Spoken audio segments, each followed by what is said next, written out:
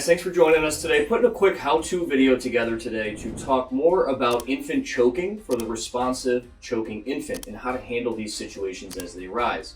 So the most important thing to take care of here is make sure that, number one, we understand that the infant, and we can recognize the infant, is actually choking. Typically, they will have the inability to cough, cry, speak, or breathe. That's a clear indicator that there's a choking emergency. Additionally, they may have discoloration, maybe appear red in the face, clear look of panic, things along those lines. So again, when it comes to the responsive choking infant, again, this is a minor, so that means that if the parent or guardian is available, we would have to obtain consent. Now, once we get consent or the parent or guardian is not available, we have implied consent, which means that we're under the assumption if the parent were there, they would allow us to help. So we could have implied consent as well. So to care for the infant who is choking and responsive, we do combinations of back blows and chest thrusts. So what does that look like?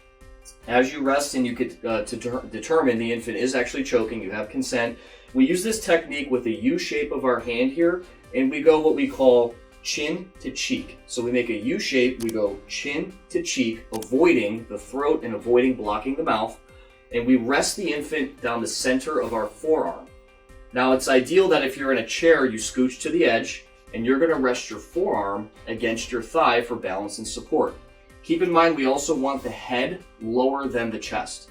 So again, using the heel down, finger up technique to avoid hitting the back of the head, we'll get 5 firm back blows right between the shoulder blades.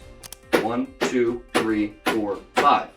They're about 1 second apart, and notice how my hand did not exceed a few inches off of the back. So in other words, we don't want to be slapping and coming down from a high angle. We want to be nice and direct. 1, 2, 3, 4, 5. We'll squeeze the back of the head and neck, support and roll to the opposite arm, opposite leg. Now, if you saw our video on CPR compressions for infants, you notice the 2-finger technique. We'll use that same strategy here to give a chest thrust as we look in the mouth, head lower than the chest. 1, 2, 3, 4, 5. And we'll just continue these sets of back blows and chest thrusts until the object has become dislodged or the infant is now motionless, they're not breathing, and they're showing no signs of life. So again, that would now transition to an unresponsive choking infant, which we have another video coming up here shortly.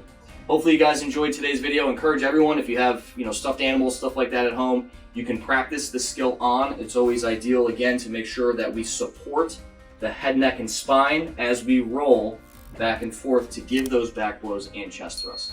Hopefully you guys enjoyed the video today. Thanks for popping in.